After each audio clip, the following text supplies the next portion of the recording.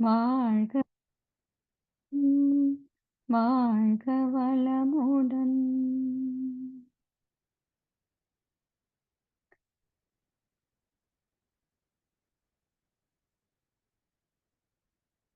உளநிலையில் முன்னேற வேண்டும் என்றால் உடலை நீ வளம் காத்து ஒழுக வேண்டும். அளவு முறை காலம் சூழ்நிலை இந்நான்கை ஆழ்ந்தறிவில் நன்றாக கணித்து கொள்ளு. வளம் பெருகி வாழ்வில் முன்னேற வென்றால் வாய்ப்பேற்றால் மட்டுமே இவை வராது. களமிறங்கி விளைவுகளை கணித்து கொண்டு கணக்காக செயல் புரிய வெற்றி வெற்றி. களமிறங்கி விளைவுகளை கணித்து கொண்டு கணக்காக செயல் புரிய வெற்றி வெற்றி. இறைநிலையில் எல்லாமே இருப்புள்ளதெனினும் எவரும் அதில் யாதொன்றும் எடுத்து கொள்ள முடியா. மறைப்பொருளாய் இவை அனைத்தும் அலைநிலையில் உள்ளன. மனிதன் செயல் எண்ணங்கள் தரம் தன்மை கொப்ப. மறைப்பொருளாய் இவை அனைத்தும் அலைநிலையில் உள்ளன. மனிதன் செயல் எண்ணங்கள் தரம் தன்மை கொப்ப. முறையாக உருவெடுத்து முனைந்து உந்தி உந்தி முன் வந்து உரியவர்க்கு சேர்க்கும் இறை நீதி. முறையாக உருவெடுத்து முனைந்து உந்தி உந்தி முன் வந்து உரியவர்க்கு சேர்க்கும் இறைநீதி. கரையுடைய பேராசை அளிப்பதுதான் என்ன? களங்கம் உடல் மன துன்பம் காலவரை இல்லை. கரையுடைய பேராசை அளிப்பதுதான் என்ன? களங்கம் உடல் மன துன்பம் காலவரை இல்லை, காலவரை இல்லை. சிந்தித்து நலம் காத்து செயலாற்றும் பண்புடையோர் சிலர்க்கும் தங்கள் செயல் விளைவாய் சிலர் இன்பம் சிலர் துன்பம் தவிர்க்க முடியாதபடி பெறுதல் காண்போம். இந்த ஒரு நிலை வந்தால் இதை செய்தால் செய்யாக்கால் எங்கு நலம் மிகும் என்று எண்ணி சோதித்த பின்னர் ஏற்பதாய் இச்செயலை விடுவதாய் எனும் முடிவை எடுக்க வேண்டும். எந்த ஒரு வகை துன்பம் எத்தரப்பில் வந்தாலும் இன்பம் காண்போர் ஈடாக துன்புறுவோர்க்கு ஆறுதலாய் ஈதல் எனும் ஏற்ற பண்பை பந்தமின்றி சீர்தூக்கி பலன் மிகுதி கண்டாற்றல் மனித நீதி. மனித நீதி பண்பாடே ஏற்றதாம் பகுத்துணர்ந்து செயல்படுத்தி நலமாய் வாழ்வோம். பகுத்துணர்ந்து செயல்படுத்தி நலமாய் வாழ்வோம். செயல்களிலே விளைவாக சிவத்தின் செய்கை சிறந்து விளங்கும் உண்மை தேர்ந்து கொண்டால் செயல்களெல்லாம் நலம் விளைக்கும் வாரே செய்வோம். சிவனை நேராய் அறியும் சிறப்பு இதே. செயல்களிலே விளைவாக சிவத்தின் செய்கை சிறந்து விளங்கும் உண்மை தேர்ந்து கொண்டால் செயல்களெல்லாம் நலம் விளைவிக்கும் வாரே செய்வோம். சிவனை நேராய் அறியும் சிறப்பு ஈதே. தெய்வநிலை அறியாமல் திகைக்கும்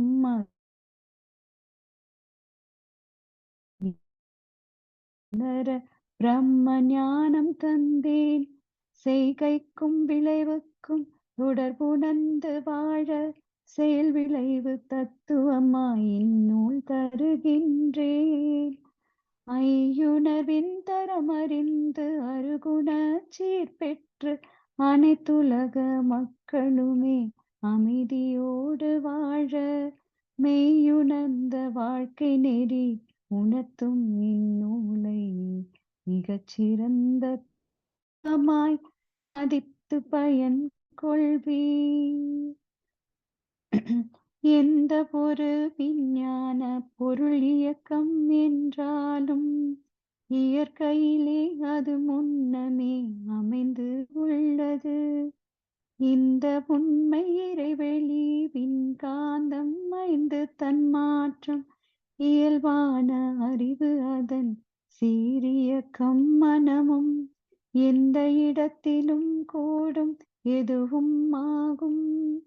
இயற்கை எவரும் கூர்ந்தாராய்ந்து தெளிந்தறிந்து கொள்ள சிந்தனையும் சீருறும் சிறிதும் தன்முனைப்பெழா செயல் விளைவு தத்துவத்தின் சிகரத்தில் வாழ்ந்திடலாம்.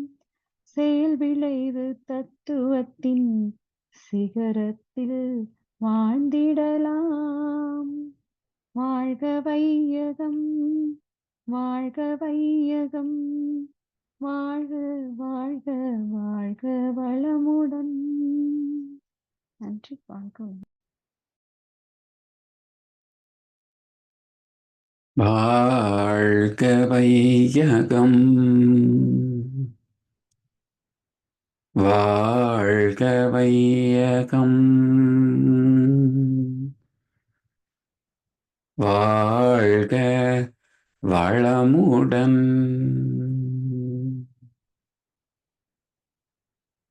சிந்தனையை உடல் நலத்தை சீரமைத்து ஓய்வித்த குருவே வாழ்க, குருவே துணை.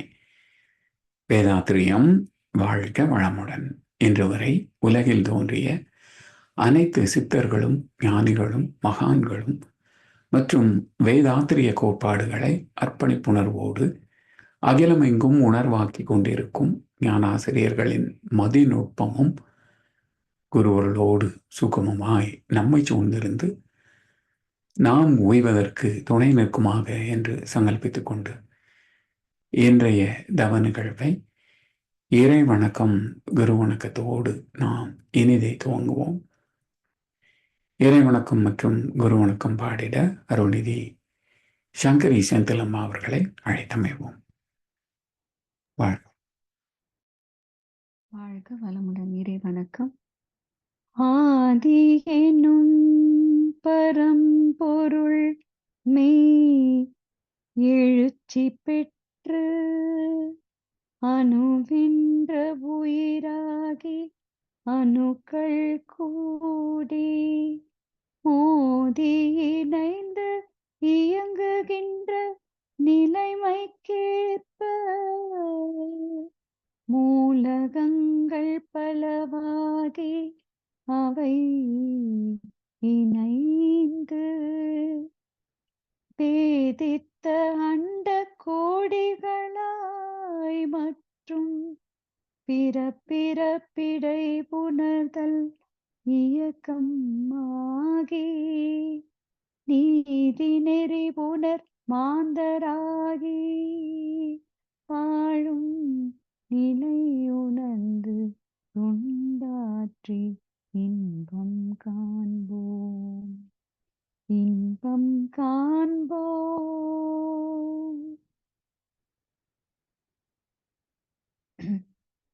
குரு வணக்கம். அந்த மதில் உருவெடுத்து அறிவை பெற்று அவ்வறிவு ஒன்று முதல் ஆரதாகி கொண்ட மேலாம் இப்புருவில் குறிப்பில்லாமல் கோடான கோடி எண்ணி அனுபவித்து கண்ட பலன் என்னை அறிய நினைந்தேன் அப்போ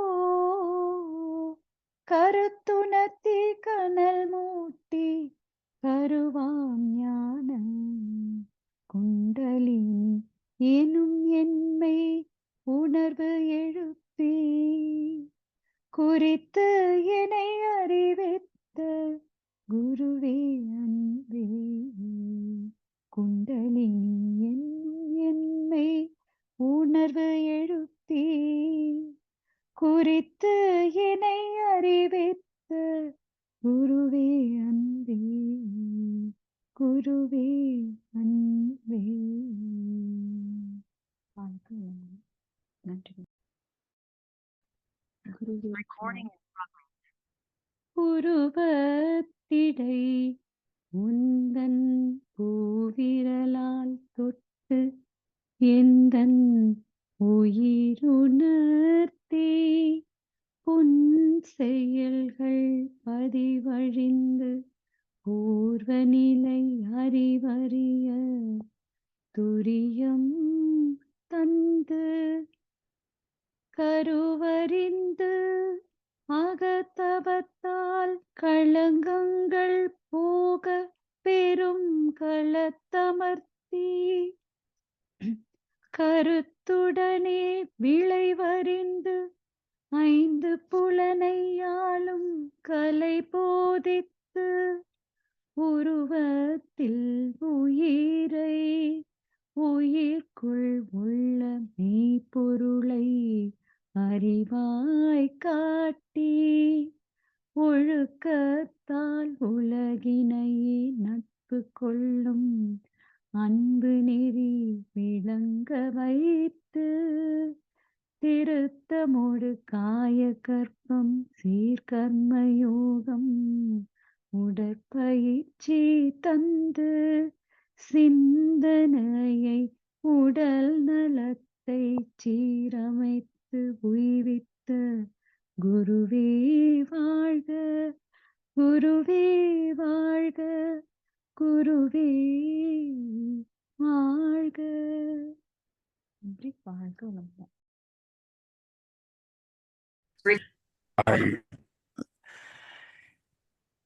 இன்றைய ஐம்புலன்கள் தவத்தினை சிறப்பாக வழி நடத்தி தந்த ஞானாசிரியர் அருள்நிதி சிவசங்கரி சிவபாலாமா அவர்களும் அவரது அன்பு குடும்பத்தினரும் அருட்பேராற்றல் கருணையினால் உடல் நலம், நீளாயுள், நிறை செல்வம், உயர் புகழ், மெய்ஞானம் ஓங்கி வாழ்க வளமுடன், வாழ்க வளமுடன், வாழ்க வளமுடன். இறை விஞ்ஞானம் தலைப்பிலே தொடர் நற்சிந்தனை வழங்கிட ஞானாசிரியர் அருள்நிதி மூத்த பேராசிரியர் அருள்நிதி பழனிசாமி வேல்சாமி ஐயா அவர்களை அழைத்தமைவோம். வாழ்க வளமுடன் ஐயா. வாழ்க வளமுடன் ஐயா. வாழ்க வையகம், வாழ்க வையகம், வாழ்க வளமுடன். குரு வாழ்க, குருவே துணை. சான்ற பெருமக்களே, இறை விஞ்ஞானம் வேதாத்திரிய தொடர் சிந்தனையின் 27ஆம் பாகத்தில் ஆத்மாவை பற்றிய 6ஆம் அமர்வில் மேலும் சில கருத்துக்களை பகிர்ந்து கொள்வோம். இந்த உடலுக்கு மூலமாகிய தந்தை தாய் ஈருயிரும் இணைந்த போது தாயின் கர்ப்பத்தில் உருவான ஆத்மா பிறகு தாயின் நாதம் என்ற காந்தாற்றலை ஈர்த்து தன்னை குழந்தையாக வளர்த்து கொண்ட ஜீவாத்மா இதுதான். பிரசவமான பிறகு தாய்ப்பால் முதல் பல வகை உணவுகளை உண்டு ரசம், ரத்தம், சதை, கொழுப்பு, எலும்பு, மஜ்ஜை, சுக்கிலம் என்று 7 தாதுக்களாக உடலை வளர்த்துக் கொள்வதும் இந்த ஆத்மாதான். இந்த கால ஓட்டத்தில் பெறுகின்ற அனைத்து அனுபவங்களையும் தவறாது ஈர்த்து தன்வசப்படுத்தி அதற்கு தக்க அறிவாட்சி தரத்தை வெளிப்படுத்துவதும் ஜீவாத்மாதான். அழிகின்ற தேகத்தில் அழியாமல் வாழ்வது ஜீவாத்மா. ஆனாலும் இந்த ஜீவாத்மா பெற்ற அனுபவங்கள், அனுபவ பதிவுகள் எதுவுமே மையத்தில் உள்ள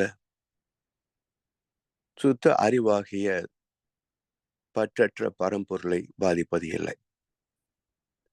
14 முதல் 40 அலை வரை உள்ள ஜீவாத்மாவின் வரலாற்று பதிவுகள் அதன் மையத்தில் உள்ள பூஜ்யமான பரம்பொருளையோ தூய காந்தமாக அமைந்துள்ள பரமாத்மாவையோ பாதிக்கவோ களங்கப்படுத்தவோ இயல்வதில்லை. எப்படி என்றால், கடலின் உப்பு நீருக்குள் வாழ்கின்ற மீன்கள் அவற்றின் தசைக்குள் உப்புச்சுவை ஊடுருவ முடியாததைப் போல ஆத்மாவின் பதிவுகள் மையத்தில் உள்ள பரம்பொருளை ஊடுருவி களங்கப்படுத்த முடியாது என்ற உண்மை கீதையின் கருத்துக்கு சாட்சியாகிறது. ஸ்பரிசம், சுவை, வாசனை, பார்வை, ஓசை என்ற ஐம்புலன் உணர்வுகளும் உடல் என்ற உணர்வும் அற்ற நிலையில் ஜீவாத்மா நான் என்ற தனித்துவத்தை இழந்து விடுவதால் இதன் பதிவுகள் மூலமான பரமாத்மாவை களங்கப்படுத்த இயலாது. தக்கார் தகவலர் என்பது அவரவர் எச்சத்தால் காணப்படும் என்பார் வள்ளுவர் பெருந்தகை.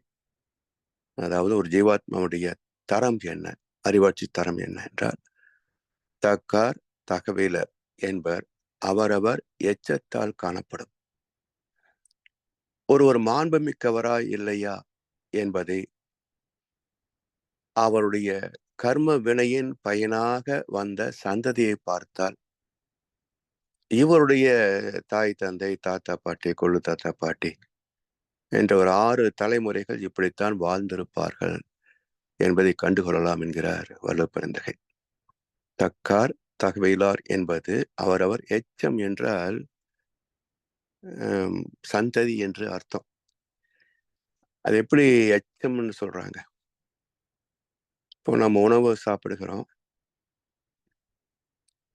எடுத்துக்கொண்ட உணவிலே நம்மால் சாப்பிட முடியாதது அப்படியே தள்ளி வைத்து விட்டால் அதை மிச்சம் வைத்து வைத்தீங்களே அப்படின்பாங்க.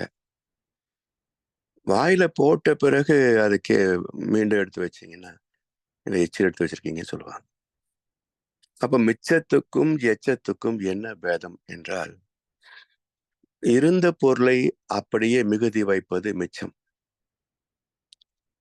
அதனோடு ஒரு மாற்றம் நிகழ்ந்தால் உணவு வாயில போடுகின்ற போது நம்முடைய உமிழ்நீரோடு கலக்கிறது.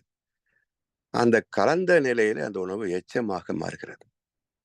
அது போல கொண்டு வந்த சஞ்சித கர்ம வினைகள் மட்டுமே துய்த்துவிட்டு அவற்றிலே சந்ததி உருவாக்கினால் அது மிச்சம் என்று சொல்லலாம். அது சாத்தியம் இல்லையே. நம்முடைய சுய அனுபவங்களும் அதனோடு கலக்கிறது. சஞ்சித கர்மா, பிராத்த கர்மா, முன்வினை தன்வினை இரண்டும் கலக்கிறது. அதனால் சந்ததி எச்சம் என்று சொல்லப்படுகிறது. இவற்றுள் இந்த மாண்பை எப்படி நிச்சயிக்கிறாங்க என்றால், குணம் நாடி குற்றமும் நாடி அவற்றுள் மிகை நாடி மிக கொள்ளல் என்கிறார்.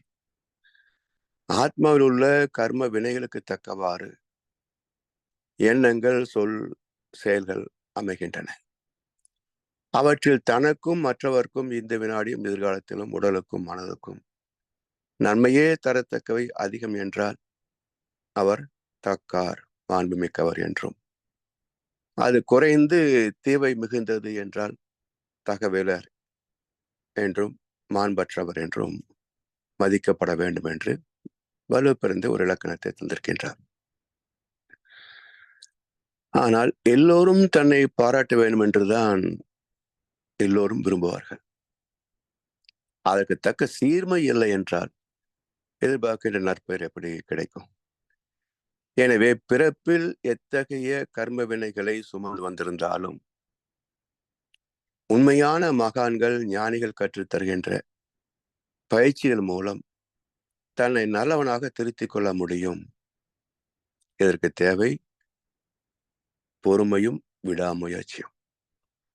இந்த மார்க்கம்தான் ஆன்மீகத்தில் துவங்கி பக்தியிலே முட்டுகிறது. இதை மாற்றி அமைப்பதற்காக மகான்களின் பயணம் தொடர்ந்து காலம் காலமாக வந்து கொண்டிருக்கிறது. இதை நாம் கவனித்து பயன் கொள்ள வேண்டும். படித்தல், கேட்டல், சிந்தித்தல், தெளிதல், பண்படுதல், பயன்படுதல், பயன் பெறுதல், தொண்டாற்றுதல். இவ்வளவு படித்தலுங்கள். ஆன்மீகத்திலே படிப்பது, கேட்பது, சிந்திப்பது, தெளிவு பெறுவது, பக்குவமாவது, அதன் பயன்களை நாமும் பெறுவது, மற்றவர்களுக்கும் பகிர்வது, தொண்டாற்றுவது என்ற அறநெறி இணைந்த வாழ்வே உண்மையான ஆன்மீகம்.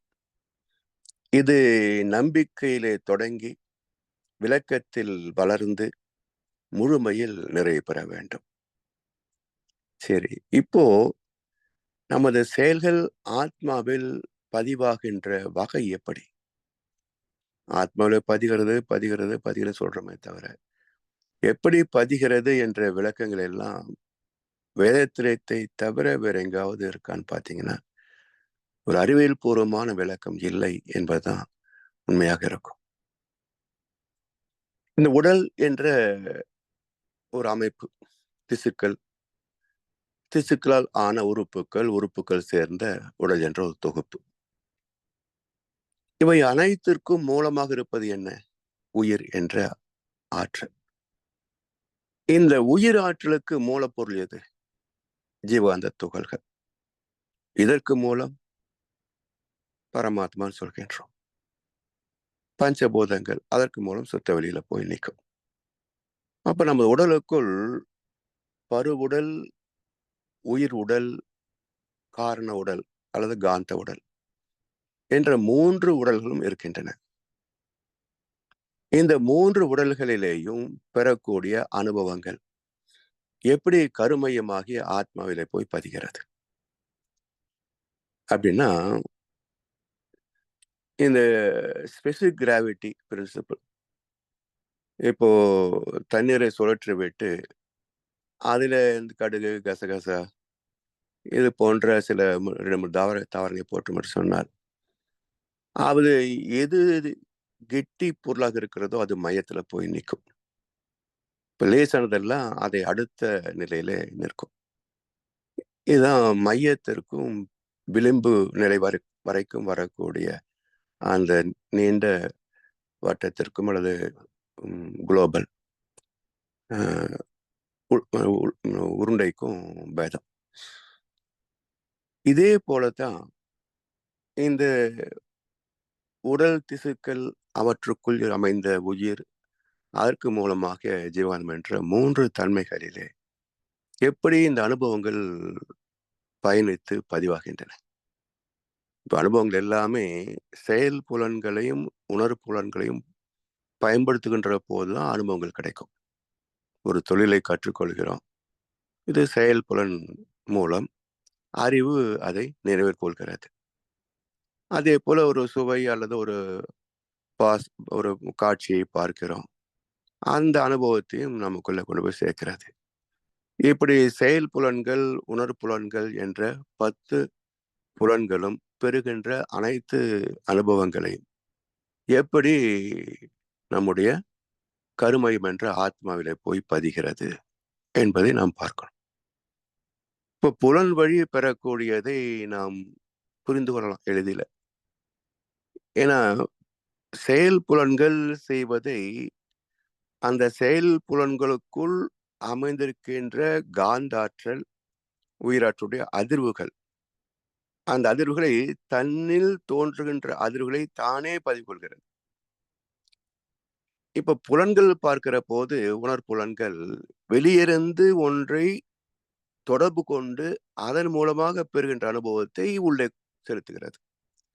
அப்ப அந்த வெளியே இருந்து உள்ள வருவது புரிந்து கொண்டால் இதே போலத்தான் இந்த செயல் புலன்கள் செய்கின்ற அந்த இயக்கங்களும் நுண் அதிர்வுகளாக உயிரலைகளாக காந்த அலைகளாக போய் கருமையத்திலே பதிந்து போகிறது என்பதை அனுமானித்துக் கொள்ளலாம். இதற்கு அற்புதமான ஒரு கவியை தந்திருக்கின்றார் மகரிஷி அவர்கள். பசு ஒன்றை பார்க்கின்றோம். பார்த்த காட்சி கண்ணில், பார்வையிலே கொசு அளவில் பதிந்து காட்ட காண்போம். பசு உருவம் மூளையிலே அழுத்த புள்ளி வடிவாய் பதிந்து அதன் நிழல் வடிவம் பரவும் அலை அலையாய் பசு உருவம் ஜீவகாந்த பரநிலையில் ஆழ்ந்து பரவி இருப்பாகிவிடும் ஜீவாந்த களத்தில். பசு மற்ற பதிவு எல்லாம் மன சுழலுக்கு ஏற்ப பருத்து மூளை செல்விரிக்க எண்ணமாக மலரும் எங்க.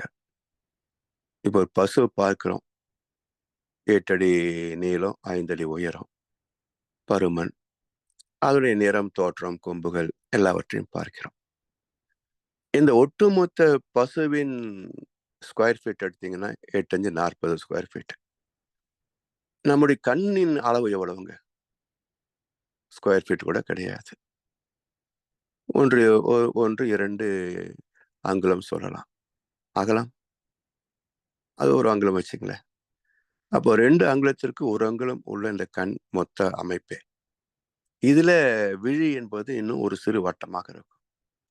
அப்ப இதற்குள்ள இந்த 40 ஸ்கொயர் ஃபீட் எப்படி வந்து பதிய முடியும்? அப்ப அது குறிப்பிட்ட தூரம் அவசியம். நீங்க பசு மிக பக்கத்துல பார்த்தீங்கன்னா எதை பார்க்கிறோமோ அது மாதிரிதான் தெரியும். குருடர்கள் பார்த்த யானையை போலத்தான். அப்போ அந்த ஒட்டுமொத்த உருவத்தையும் பார்க்க வேண்டும் என்றால் குறிப்பிட்ட தூரத்தில் நின்றால் தான் பார்க்க முடியும், குறைந்தபட்சம். இதுல ஒரு நுட்பம் பாருங்க. இறைவெளி சூழ்ந்தழுத்தம் அப்படின்றத ஏதோ ரொம்ப கடினமான ஒரு தத்துவமாக நாம் பார்க்கிறோம். மிக எளிதில் ஒவ்வொரு அலையையும் இறைவெளி சூழ்ந்து அழுத்தி கொண்டிருக்கிறது அப்படின்றத இந்த காட்சியிலேயே நாம் உணர்ந்து கொள்ளலாம். இப்ப 40 ஸ்கொயர் ஃபீட் அந்த பசுவிலிருந்து வெளிப்படக்கூடிய அலைகள் அப்படியே 40 ஸ்கொயர் ஃபீட்டுக்கு வந்தா நாம் பார்க்க முடியாது. அப்ப தூரம் ஒரு குறைந்தபட்ச தூரத்திலிருந்து அதிகபட்ச தூரம் வரைக்கும் எடுத்துக்கொண்டாலும் அந்த 40 அந்த 8 அடி துவக்கத்திலிருந்து முடிவு புள்ளி வரைக்கும் வருது பாருங்க. அதே போல 5 அடி. இந்த அலைகள் எல்லாமே புறப்படுகின்ற போது 40 ஸ்கொயர் ஃபீட் தான். ஆனா ஒரு குறைந்தபட்ச தூரம் அல்லது ஒரு நடுத்தர தூரத்துக்கு வந்த பிறகு நம்முடைய கண்களிலே படுகின்ற போது எவ்வளவு நுணுது பாருங்க. அப்படியே கூறிக்கொண்டே வந்து நம் கண் விழிகளுக்குள் ஒரு சிறு கொசு அளவிலே தான் தெரியுது. அப்படி என்றால் இந்த 40 ஸ்கொயர் ஃபீட்டை சுருக்கி கொசு அளவுக்கு கொண்டு வந்தது யார்? அளவுதான் கொசு, ஆனா உருவம் கொசு அல்ல, பசுதான். அப்போ இந்த அளவுக்கு சுருக்கி நுணுக்கியது யார்? அதனால்தான் இறைவெளி காட்சியாக எல்லோரும் பார்த்து கொண்டே மறைவாய் உள்ளாய் நீ என்று மாற்றுரை பகர்கின்றார். பிறை முதலாய் சந்திரன் பெருத்து முழுவதாம் போல் குறை அறிவை விரித்தால் கொள்ளலாம் உனைவுள்ளே. கடவுள் மறைப்பொருளாக மட்டும் இல்லைங்க, பருப்பொருளாகவும் இருக்கிறார். அப்ப இந்த நம்முடைய அனுபவங்களை, புலனுடைய இயல்பை கூர்ந்து சிந்திக்கின்ற போது, கூர்ந்து கவனிக்கின்ற போதே இறைவனை நாம் உணர்ந்து கொள்ளலாம். அப்போ ஒவ்வொரு அனுபவத்திலேயும் விரிந்து வெளிப்படுகின்ற அந்த அலைகளை குவித்து சுருக்கி ஒரு புள்ளியில் நிறுத்துகின்ற தன்மை, சூழ்ந்தழுத்தும் ஆற்றல், இறைவெளியே தன் இருக்க சூழ்ந்தழுத்தும் ஆற்றல். சரி, இப்படி அழுத்தி கண் விழிகளிலே கொண்டு வந்து அந்த பசுவின் வடிவத்தை ஒரு கொசு அளவிலே சுருக்கிவிட்டது. இதோட முடிஞ்சு போச்சா?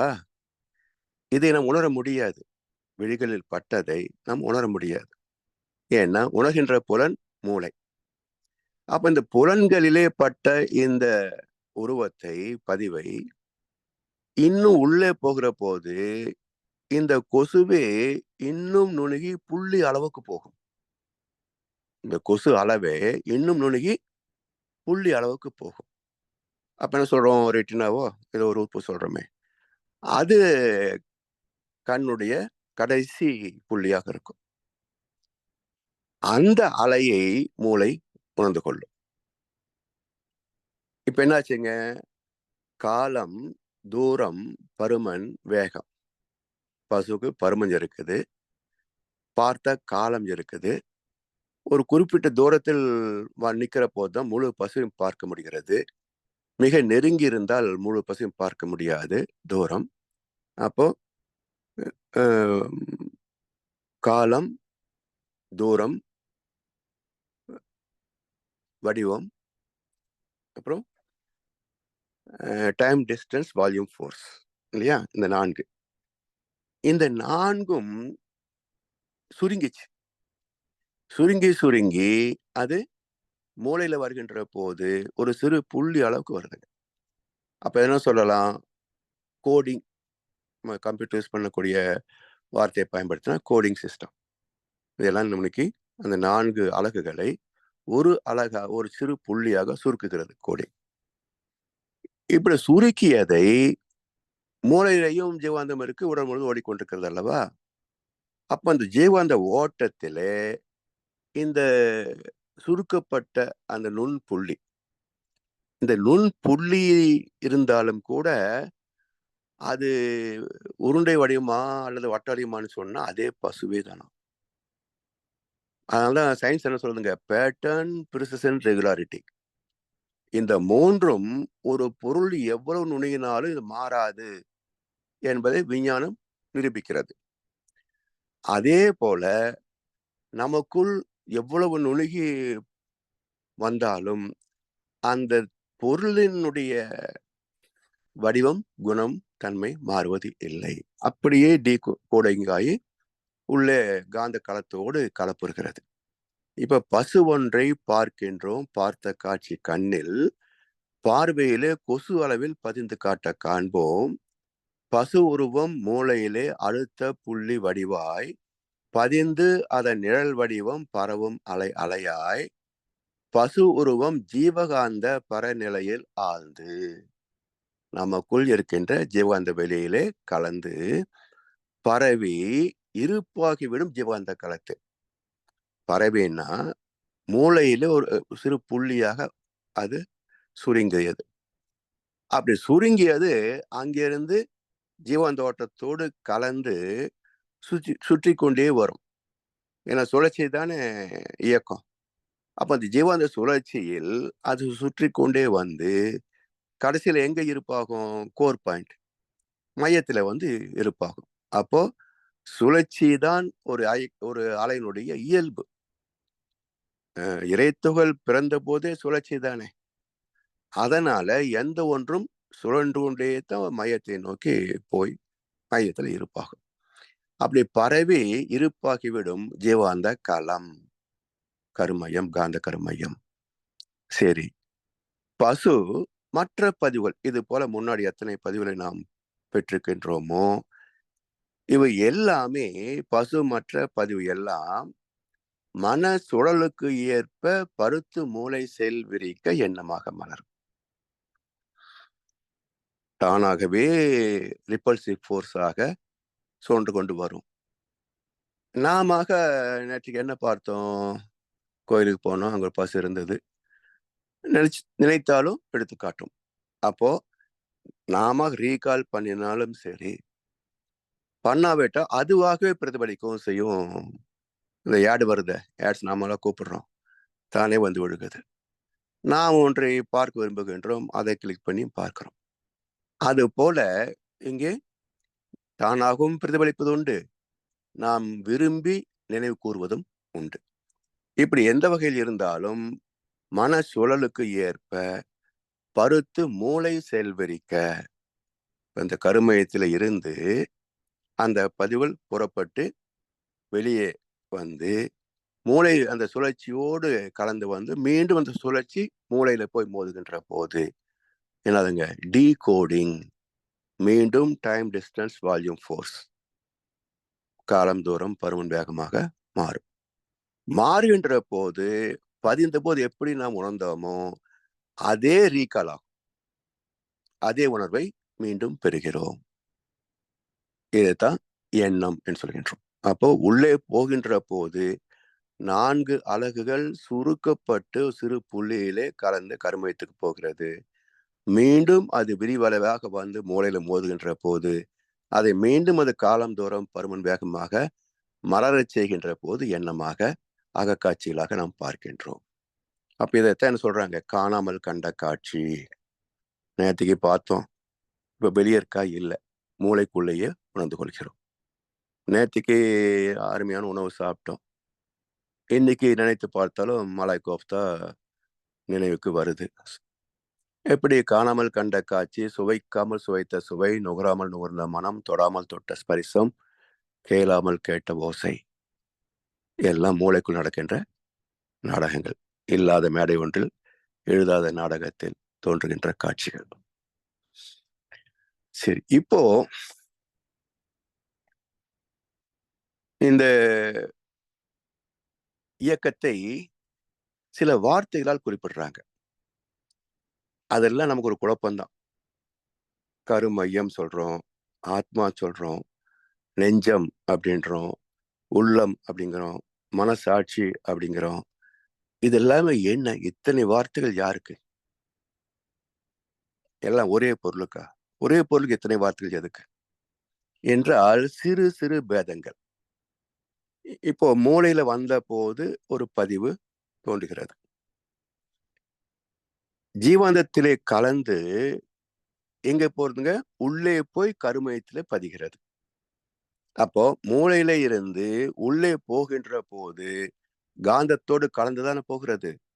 அப்ப உள்ளே போகக்கூடிய காந்தலைகள் உள் கூட்டல் அம், உள்ளம். உள்ளே போகிற போது உள்ளம் என்று பெயர். அங்கே பதிந்து விட்டால் கருமையம் பிளஸ் அனுபவங்கள் ஈக்குவல் டு ஆத்மா. அந்த ஆத்மாவிலிருந்து ரிப்பல்சிவ் ஃபோர்ஸாக வெளியே வருகின்ற போது மனம். அந்த மன மூளையை தொட்டு மீண்டும் அது டைம் டிஸ்டன்ஸ் வால்யூம் ஃபோர்ஸாக விரிவு பெறுகின்ற போது அது எண்ணம். இந்த எண்ணம் தோன்றுகின்ற போது இது ஒண்ணு, இந்த எண்ண மன அலைகள் இது மூளையில் மட்டுமா மோதும்? உடல் முழுவதும் மோதும்.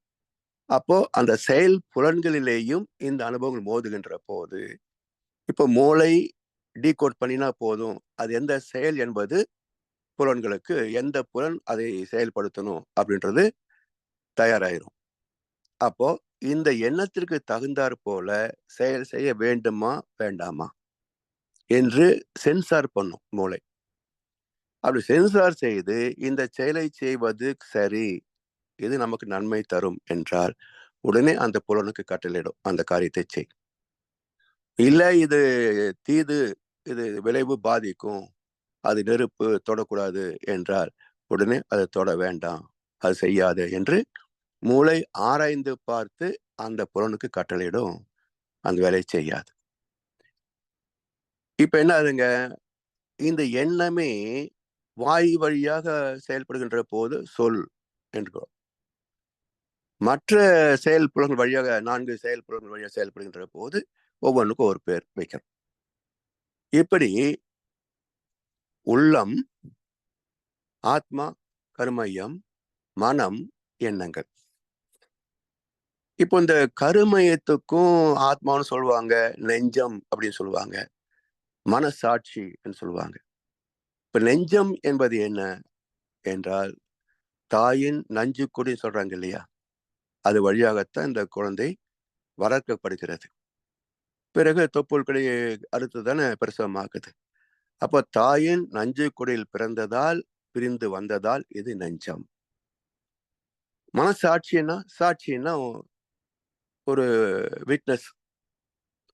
அப்ப இந்த உடல் செய்த அனுபவங்கள் எல்லாம் இது நான் தான் செய்தேன் அல்லது இன்னார் செய்தது நான் பார்த்தேன் என்று ஒரு ஒரு விட்னஸாக இருந்து பார்க்கிற போது, அது கண்ணதாசன் அழகா சொல்வார், அத்தனை உண்மைக்கும் அவன் சாட்சி, மக்கள் அரங்கத்தில் வராது அவன் சாட்சி, மௌனத்தில் விளையாடும் மனசாட்சியை.